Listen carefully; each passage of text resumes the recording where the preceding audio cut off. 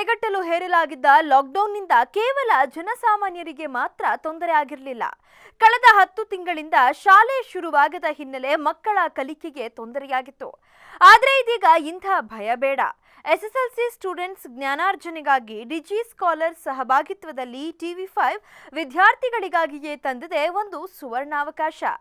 ಇದೇ ಈ ಹೊತ್ತಿನ ವಿಶೇಷ ಕ್ಲಾಸ್ ರೂಮ್. ನಾನು Likhitha Girish.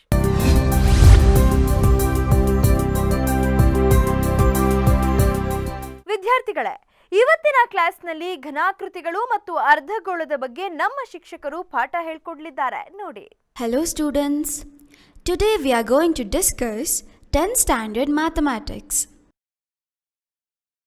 In that, let us study the chapter Surface Areas and Volumes. We are familiar with some of the solids like cuboid, cone, cylinder and sphere. We have also learned how to find their surface areas and volumes. In our day-to-day life, we come across a number of solids. And also the solids made up of combination of two or more of the basic solids. In this chapter, let's study the first topic, that is surface area of a combination of solids. Let us consider the container. How do we find the surface area of such a solid? We can see that this solid is made up of a cylinder with two hemispheres stuck at either end. It would look like this after we put the pieces all together. If we consider the surface of the newly formed object, we would be able to see only the curved surfaces of the two hemispheres and the curved surface of the cylinder. So, the total surface area of the new solid is the sum of the curved surface areas of each of the individual parts. This gives TSA of a new solid is equal to CSA of one hemisphere plus CSA of cylinder plus CSA of other hemisphere, where TSA stands for total surface area and CSA stands for curved surface area respectively. Please note this point.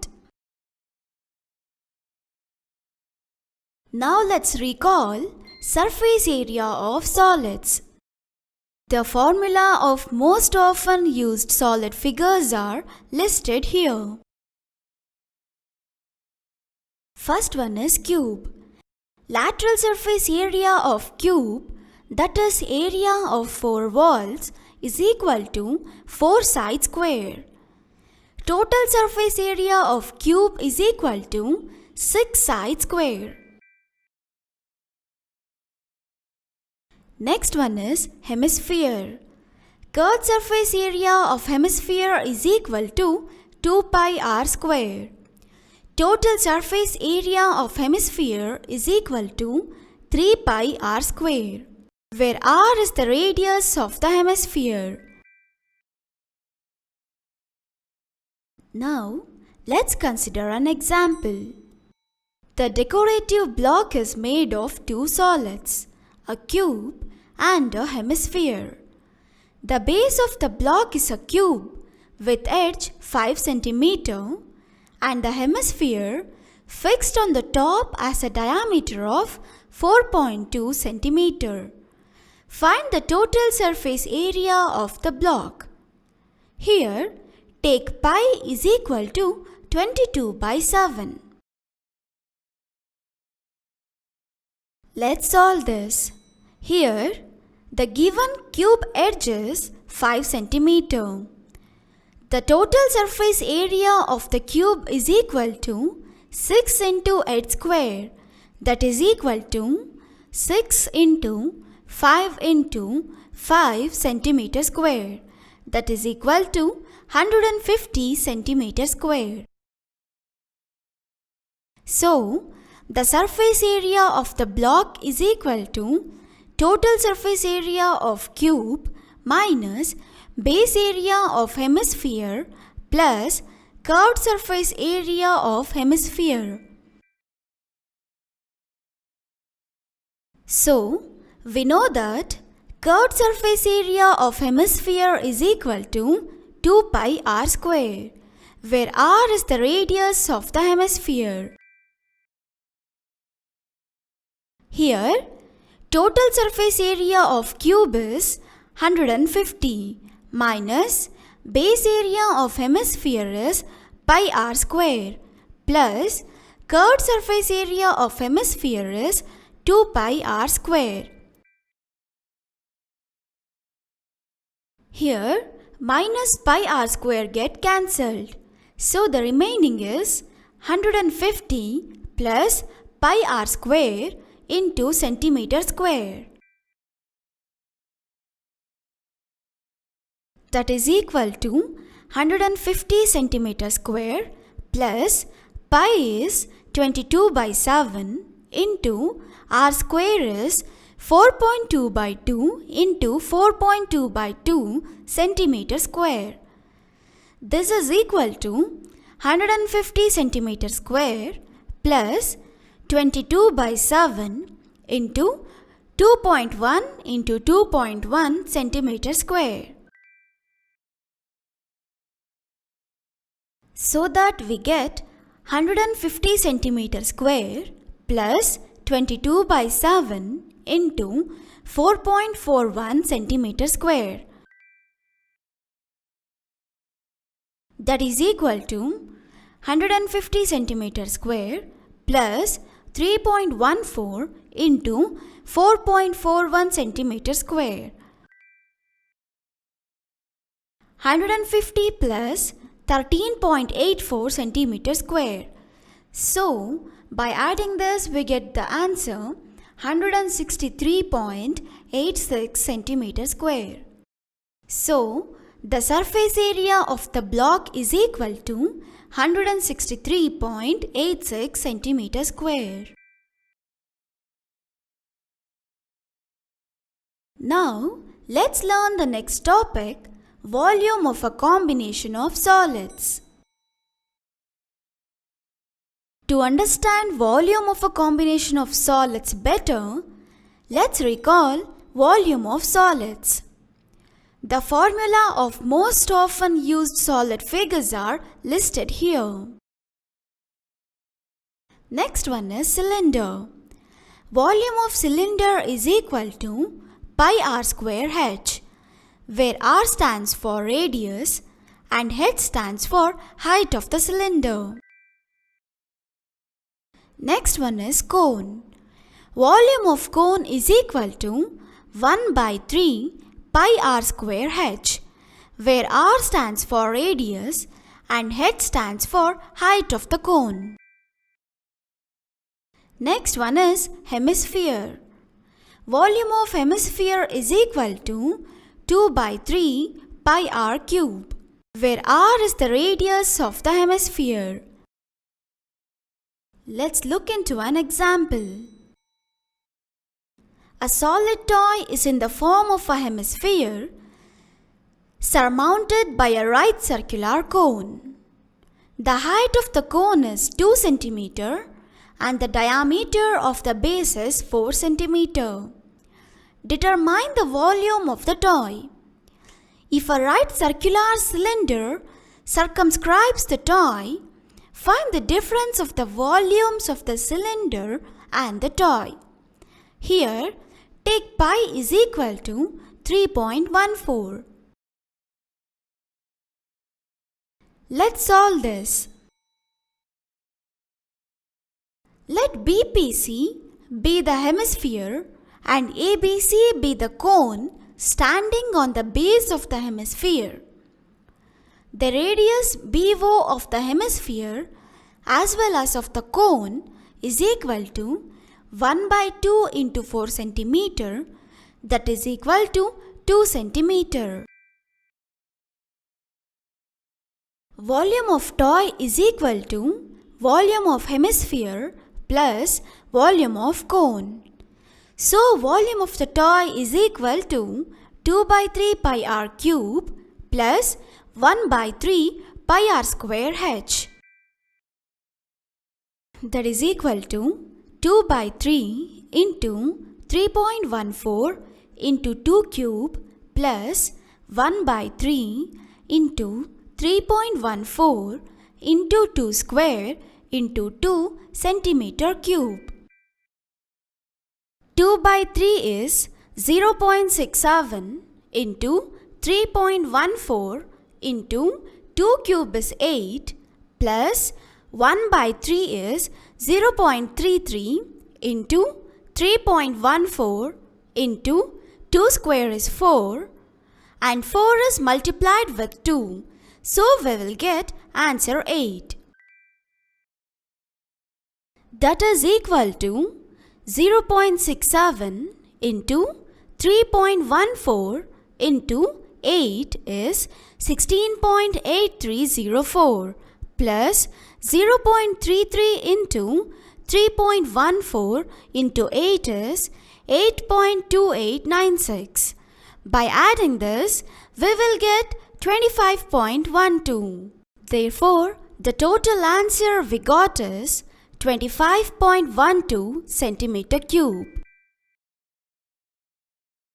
Now, let the right circular cylinder EFGH circumscribe the given solid.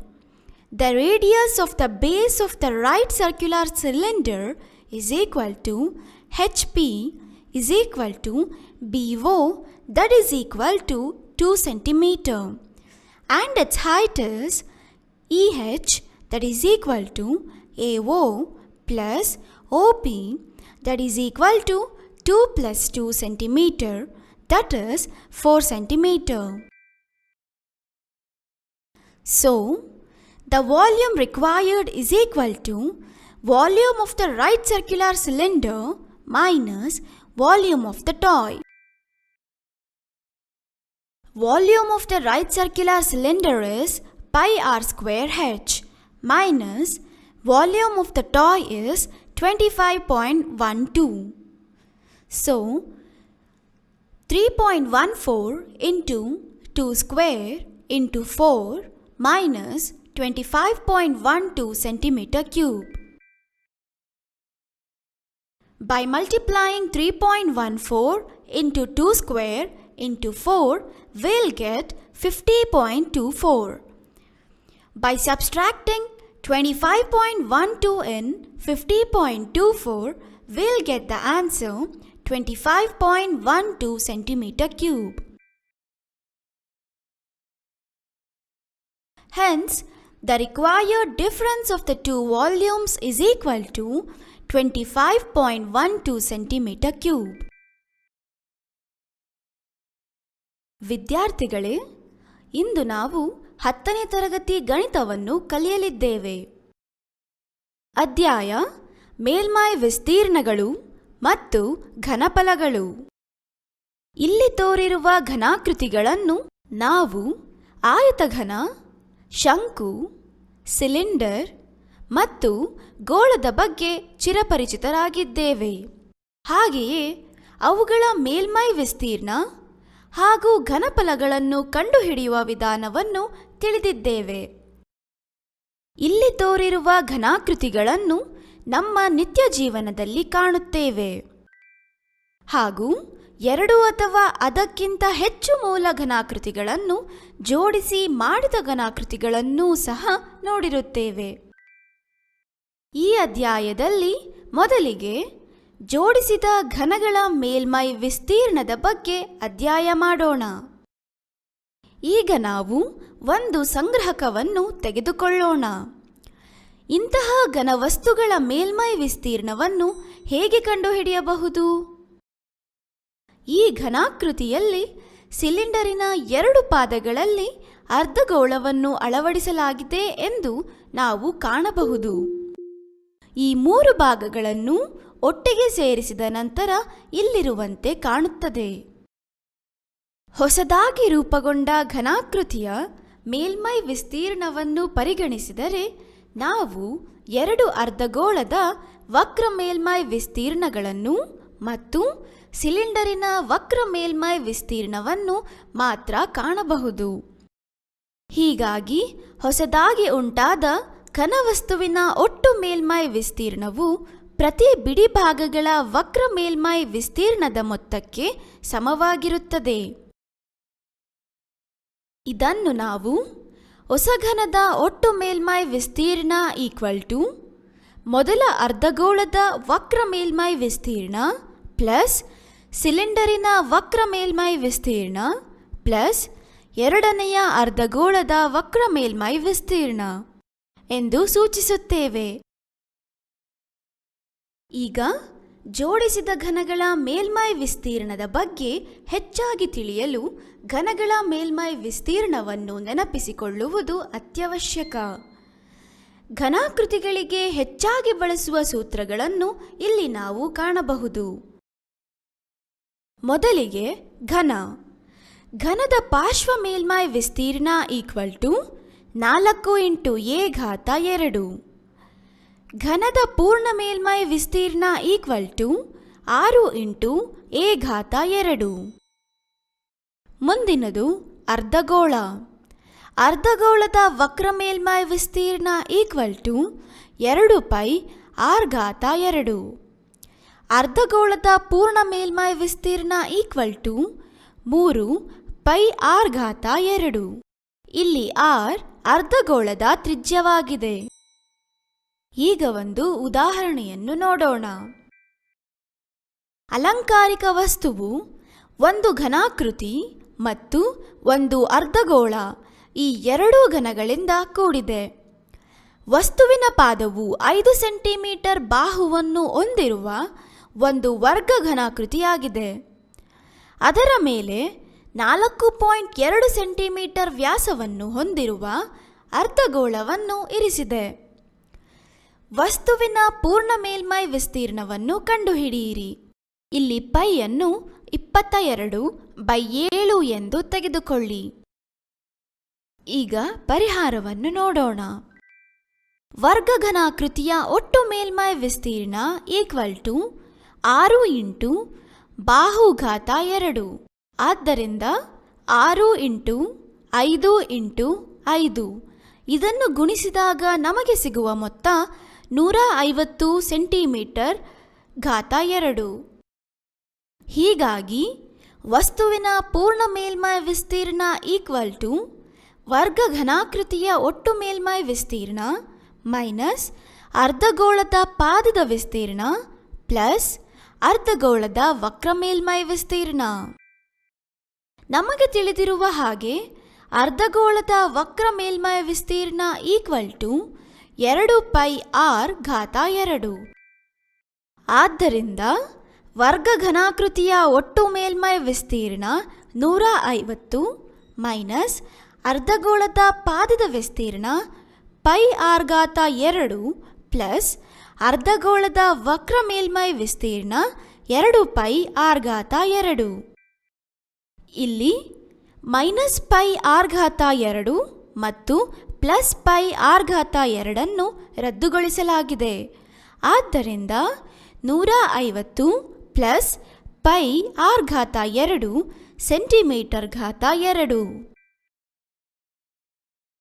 = 150 cm² plus π ಅಂದರೆ 22/7 × r². ಇಲ್ಲಿ 4.22 × 4.22 cm² ಆಗಿದೆ. ಆದ್ದರಿಂದ 150 cm² plus 22/7 × 2.1 × 2.1 cm².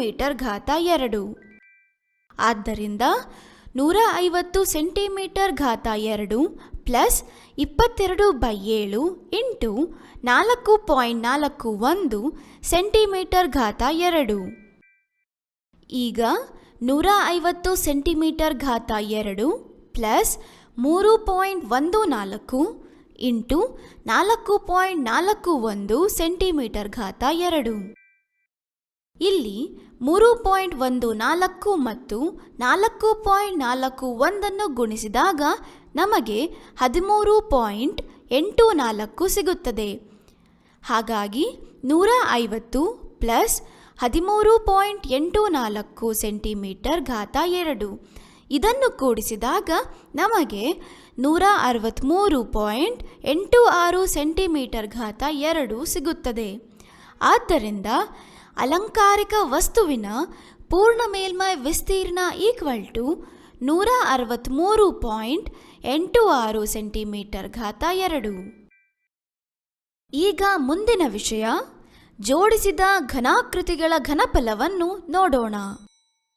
ಜೋಡಿಸಿದ ಘನಾಕೃತಿಗಳ ಘನಫಲದ ಬಗ್ಗೆ ಹೆಚ್ಚಾಗಿ ತಿಳಿದುಕೊಳ್ಳಲು ಘನಾಕೃತಿಗಳ ಘನಫಲಗಳನ್ನು ನೆನಪಿಸಿಕೊಳ್ಳುವುದು ಅತ್ಯವಶ್ಯಕ. ಘನಾಕೃತಿಗಳಿಗೆ ಹೆಚ್ಚಾಗಿ ಬಳಸುವ ಸೂತ್ರಗಳನ್ನು ಇಲ್ಲಿ ನಾವು ಕಾಣಬಹುದು.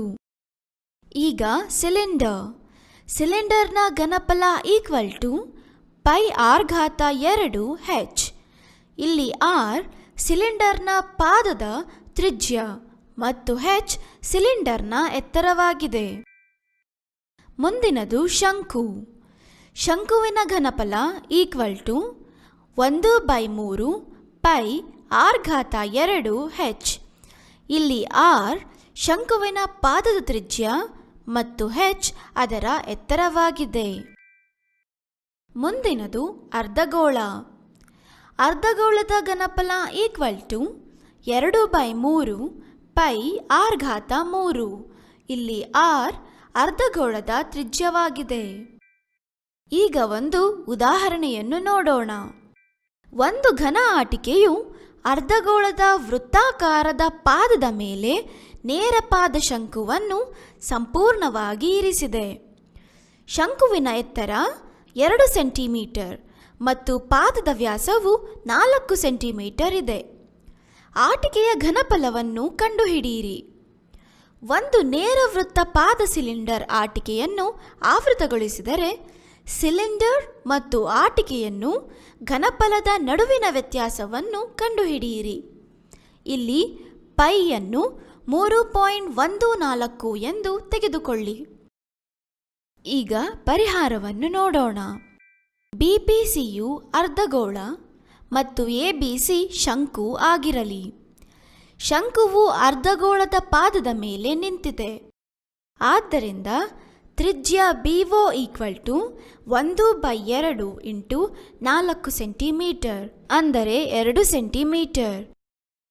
ಆದ್ದರಿಂದ ಆಟಿಕೆಯ ಘನಫಲ ಈಕ್ವಲ್ ಟು ಅರ್ಧಗೋಳದ ಘನಫಲ ಈಕ್ವಲ್ ಟು 2/3 ಪೈ ಆರ್ ಘಾತ 3 ಪ್ಲಸ್ ಶಂಕುವಿನ ಘನಫಲ ಈಕ್ವಲ್ ಟು 1/3 ಪೈ ಆರ್ ಘಾತ 2 h.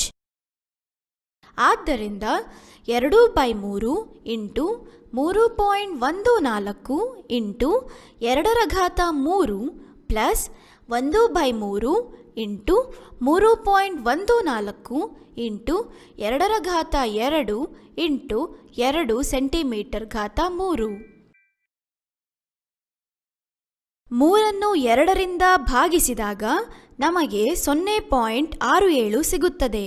ಆದ್ದರಿಂದ 0.67 ಇಂಟು 3.14 ಇಂಟು 8 ಪ್ಲಸ್ 3 1ರಿಂದ ಭಾಗಿಸಿದಾಗ 0.33 ಇಂಟು 3.14 ಇಂಟು 8 ಸೆಂಟಿಮೀಟರ್ ಘಾತ 3. ಈಗ 0.67 ಇಂಟು 3.14 ಇಂಟು 8 ಗುಣಿಸಿದಾಗ ನಮಗೆ 16.8304 ದೊರೆಯುತ್ತದೆ. ಪ್ಲಸ್ 0.33 ಇಂಟು 3.14 ಇಂಟು 8 ಗುಣಿಸಿದಾಗ 8.2896 ದೊರೆಯುತ್ತದೆ. ಇದನ್ನು ಕೂಡಿಸಿದಾಗ ನಮಗೆ 25.12 ದೊರೆಯುತ್ತದೆ. ಆದ್ದರಿಂದ 25.12 ಸೆಂಟಿಮೀಟರ್ ಘಾತ 3. ಇಲ್ಲಿ EFGH ನೇರ ವೃತ್ತಪಾದ ಸಿಲಿಂಡರ್ ಆಗಿದ್ದು ಆಟಿಕೆಯ ಸಂಪೂರ್ಣ ಆವೃತವಾಗಿದೆ. ನೇರ ವೃತ್ತಪಾದ ಸಿಲಿಂಡರಿನ ತ್ರಿಜ್ಯ HP BO 2 ಸೆಂಟಿಮೀಟರ್ ಮತ್ತು ಅದರ ಎತ್ತರವು EH AO plus OP 2 + 2 centimetre. ಇದನ್ನು ಕೂಡಿದಾಗ 4 ಸೆಂಟಿಮೀಟರ್ ದೊರೆಯುತ್ತದೆ. ಆದ್ದರಿಂದ ಬೇಕಾದ ಘನಫಲ ನೇರ ವೃತ್ತಾಕಾರದ ಸಿಲಿಂಡರಿನ ಘನಫಲ ಮೈನಸ್ ಆಟಿಕೆಯ ಘನಫಲ πr2h ಮೈನಸ್ 25.12 ಸೆಂಟಿಮೀಟರ್ ಘಾತ 3. ಆದ್ದರಿಂದ 3.14 ಇಂಟು 2^2 ಇಂಟು 4 ಮೈನಸ್ 25.12 ಸೆಂಟಿಮೀಟರ್ ಘಾತ 3. ಇಲ್ಲಿ 3.14 ಇಂಟು 4 ಇಂಟು 4 ಗುಣಿಸಿದಾಗ ನಮಗೆ 50.24 ದೊರೆಯುತ್ತದೆ. ಇದನ್ನು 25.12ರಿಂದ ಕಳೆದಾಗ ನಮಗೆ 25.12 ಸೆಂಟಿಮೀಟರ್ ಘಾತ 3 ದೊರೆಯುತ್ತದೆ. ಆದ್ದರಿಂದ ಬೇಕಾದ ಘನಫಲದಲ್ಲಿನ ವ್ಯತ್ಯಾಸ 25.12 ಸೆಂಟಿಮೀಟರ್ ಘಾತ 3.